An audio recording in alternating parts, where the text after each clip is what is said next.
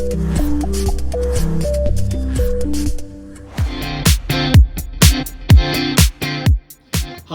Steve Walker here at Promise Money. Today I'm going to be talking about mortgages for students. This isn't just a mortgage where a student wants to buy a house. This is that scenario where if you as a parent or a grandparent are thinking they're off to university, they're going to live in shared accommodation, they're probably going to live in a house which is going to be really, really expensive for them to have one room in that house.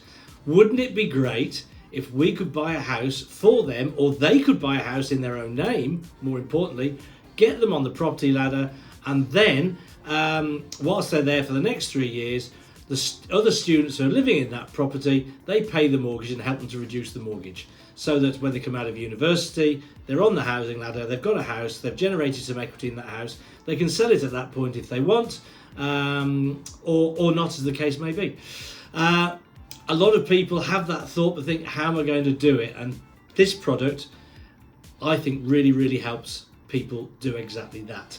So let me tell you more. It's not a guarantor mortgage, it's more complex than that. A guarantor mortgage just means you're guaranteeing the repayments. And it's not a family springboard mortgage, which is one where as a parent you have to put a chunk of cash into a deposit account with a lender. You don't have to have that chunk of cash. And it's not a joint borrower sole proprietor mortgage where you're effectively just, again, a bit like a guarantor, you are guaranteeing the repayments on the mortgage. The reason this is different is that you can use the equity in other property to get to 100% borrowing, and that the lender will assess affordability based on the rental income from the other students, which really, really helps. So let's just go through a few of the caveats so you understand.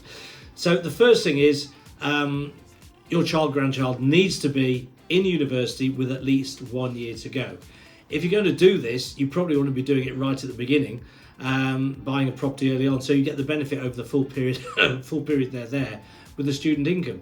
And of course, when they leave, doesn't mean they've got to you've got to sell the house immediately. You know, you can keep the house then or forever and keep that student income coming in. Just means it's got to be managed differently and possibly remotely. So they've got to be at university and with at least 1 year to go. The lender will lend up to 100% of the purchase price. Now, in reality, they're going to go to about 80% of the purchase price, but unlike other schemes where you've got to put a 20% cash deposit in, they will take a charge on your main residence and say, right, if you've got equity in your main residence, we'll take a charge over the house that's being purchased and a second charge of your main residence, which then guarantees the full amount and the security. And they'll lend up to 75% loan to value against your main residence, which most people, when they get into that sort of age of having kids going to university, if they're homeowners, they've probably bought their house some time ago. They've got a smaller mortgage, so the equity's there to do it. That's the important thing. So that's got the LTV covered off. Coming back to the affordability, provided that, and this would be the case because you're running a professional HMO here, you've got short hold tenancy agreements in place or the equivalent with the people who are going to be living there, and the value agrees with the rental value of it as an HMO and the rental income, and all of that is kosher, then they will use the income from the other tenants to service the repayments on the loan. So if you've got 4 or 5 other people living there as well as your child or grandchild, they could potentially service the entire mortgage, and that's it, job done. Now bear in mind, these mortgages can be capital repayments, so the balance is coming down, or they can be interest only, so the cash is accumulating for you to use elsewhere.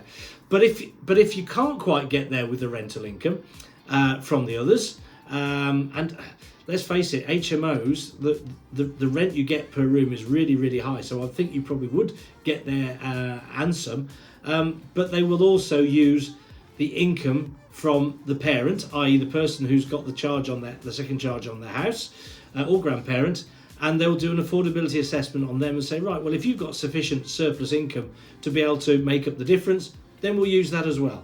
So it's fabulous. It's a fabulous product.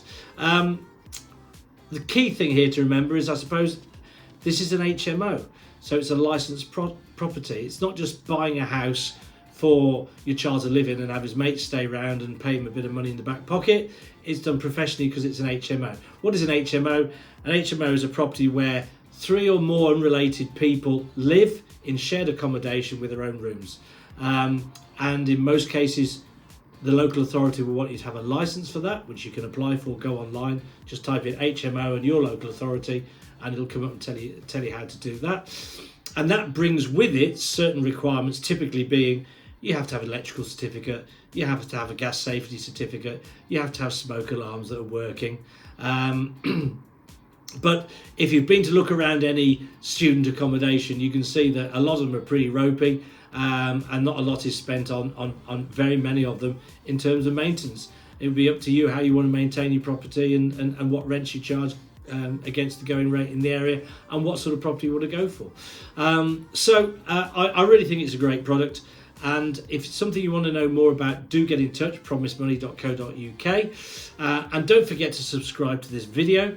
And don't forget to check out the other videos we've got on our channel, because there's loads of good stuff coming down the line for whether you're a full-on property investor. That might not be you. This might be your first property investment, or your child's first property investment rather.